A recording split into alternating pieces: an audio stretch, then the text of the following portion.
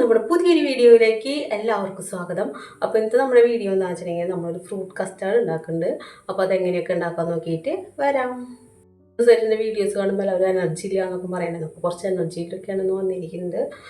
അപ്പോൾ ഞാൻ പാൽ ഇവിടെ തിളപ്പിക്കാൻ വെച്ചിട്ടുണ്ട്. അപ്പോൾ ഈ പാലും തിളച്ച് വരട്ടെ. അപ്പോൾ അതിന് മുമ്പായിട്ട് നമുക്ക് എന്ത് ചെയ്യണമെന്ന് വെച്ചിട്ടുണ്ടെങ്കിൽ വേറൊരു പാത്രത്തിൽ ഞാൻ കുറച്ച് പാൽ വെച്ചിട്ടുണ്ട്. ഇതിൽ നമുക്ക് കസ്റ്റാർഡ് പൗഡർ ഒരു 2 ടീസ്പൂൺ ഇട്ടാൽ മതിയോ.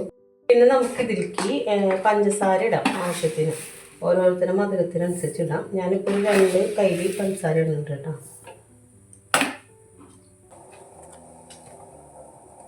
അയ്യോ കാണില്ല അല്ലേ. അപ്പോൾ അതേ കസ്റ്റാർഡ് പൗഡർ ഇതിൽ ഇട്ടിട്ടുണ്ട്. ഇത് നന്നായി ഇളക്കാം. അത് ഒരു പൗഡർ ഇട്ടപ്പോൾ വെള്ളമായിരുന്നു, പക്ഷെ അത് കലക്കി വന്നപ്പോൾ അതൊരു മഞ്ഞ ഇതായിട്ട്. പിന്നെ നമുക്ക് ഇതിലേക്ക് മിക്സ് ചെയ്യാം കേട്ടോ.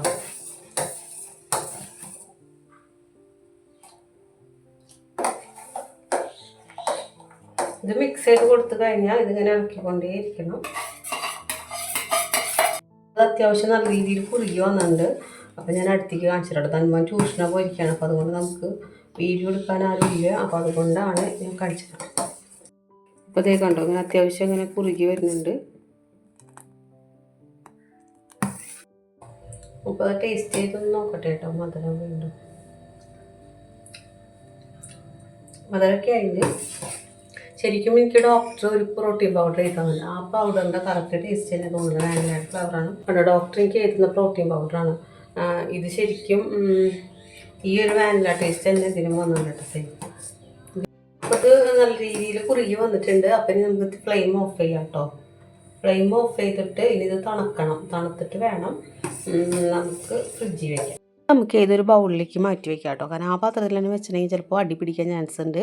അപ്പോൾ ഇതിന് ചൂടാറിയിട്ട് വേണം നമുക്ക് ഫ്രീസറിൽ വെച്ച് നന്നായി തണുപ്പിച്ചെടുക്കണം കേട്ടോ. 2 ബൗളിലേക്ക് വയ്ക്കാമെന്ന് വെച്ചാൽ അപ്പോൾ 2 ബൗളിലേക്ക് ആക്കണം കേട്ടോ. അപ്പോൾ ഇന്നത്തെ നമ്മുടെ പണി എന്താണെന്ന് വെച്ചിട്ടുണ്ടെങ്കിൽ ഫ്രൂട്ട്സുകൾ അരിഞ്ഞ് വയ്ക്കലാണ്. അപ്പോൾ നമുക്ക് വേഗം അതിൻ്റെ തണവൊക്കെ ഒന്ന് ആറി ഫ്രിഡ്ജിൽ വയ്ക്കുമ്പോഴേക്കും ഈ ഫ്രൂട്ട്സുകളും അരിഞ്ഞിട്ട് ഫ്രിഡ്ജിൽ വയ്ക്കാം കേട്ടോ. ഇപ്പോൾ അതിൻ്റെ തോലൊക്കെ ഒന്ന് കളഞ്ഞിട്ട് അരിയട്ടെ കേട്ടോ. ആപ്പിളിൻ്റെ തോലൊക്കെ കളഞ്ഞിട്ടുണ്ട്. ഇനി നമുക്ക് ചെറുതാക്കി അരിഞ്ഞിടാം കേട്ടോ. കുഞ്ഞു കുഞ്ഞു പീസുകളാക്കിയിട്ട് അരിയും.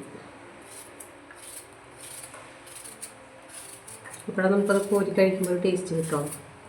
ഇനി ഞാൻ എടുക്കുന്നത് പഴമാണ് കേട്ടോ. പഴം നേന്ത്രപ്പഴം എടുത്തിരിക്കുന്നത്. അപ്പോൾ അതും ഇങ്ങനെ ചെറിയ പീസുകളാക്കി എടുക്കാം, അരിയാം കേട്ടോ.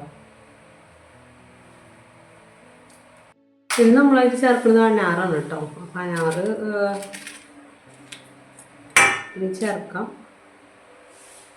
നല്ല പഴുത്ത അനാറാണ്. അതിൻ്റെ മണി കൂടി ചേർക്കാം കേട്ടോ. പിന്നെ ഉള്ളത് ഇവിടെ ഇതാണ് തണ്ണിമത്തനാണ്. പിന്നെ ഇവിടെ ഉള്ള ഫ്രൂട്ട് തണ്ണിമത്തൻ ഇതിൽ ചേർക്കാൻ പറ്റുമോ എന്നുള്ള കാര്യം എനിക്കറിയില്ല. ആർക്കെങ്കിലും അറിയുന്നുണ്ടെങ്കിൽ ഒന്ന് പറഞ്ഞോളൂ. തണ്ണിമത്തൻ ഇതിൽ ചേർക്കുമെന്ന്. അപ്പോൾ തണ്ണിമത്തൻ ഞാനിപ്പോൾ തൽക്കാലം ഇതിലിടുന്നില്ല. പിന്നെ ഇപ്പോൾ ഇത് എല്ലാതും ഫ്രൂട്ട്സുകളല്ലാതും നമുക്ക് ഫ്രിഡ്ജിൽ വെച്ച് തണുപ്പിക്കാം. അപ്പോൾ ഫ്രൂട്ട്സുകളല്ലാതെ നമ്മളിവിടെ അരിഞ്ഞ് വെച്ചിട്ടുണ്ട്.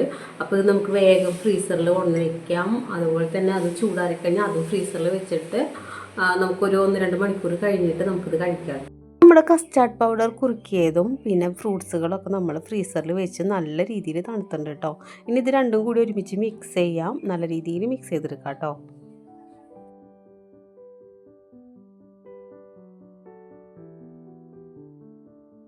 അപ്പോൾ നമ്മൾ ധനുമോനോടെ റെഡി ആയിട്ടിരിക്കുന്നു കേട്ടോ. അപ്പോൾ നമുക്ക് ഓരോ പാത്രത്തിലേക്കായിട്ട് ഒഴിച്ചിട്ട് ധനുമോനെയും ലച്ചുണ്ട്. അപ്പോൾ ലച്ചുവിനെയും കൂടി കൊടുക്കാം കേട്ടോ.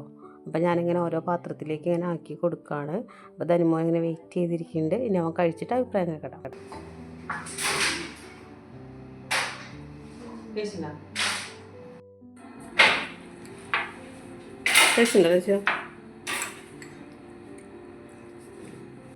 അപ്പോൾ ഇത് കഴിക്കാൻ നല്ല ടേസ്റ്റ് ഉണ്ട് കേട്ടോ. അപ്പോൾ നമ്മുടെ വീഡിയോ ഇത്രയ്ക്കൊക്കെ ഉള്ളായിരുന്നു.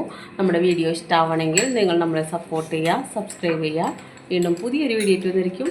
ബായ്.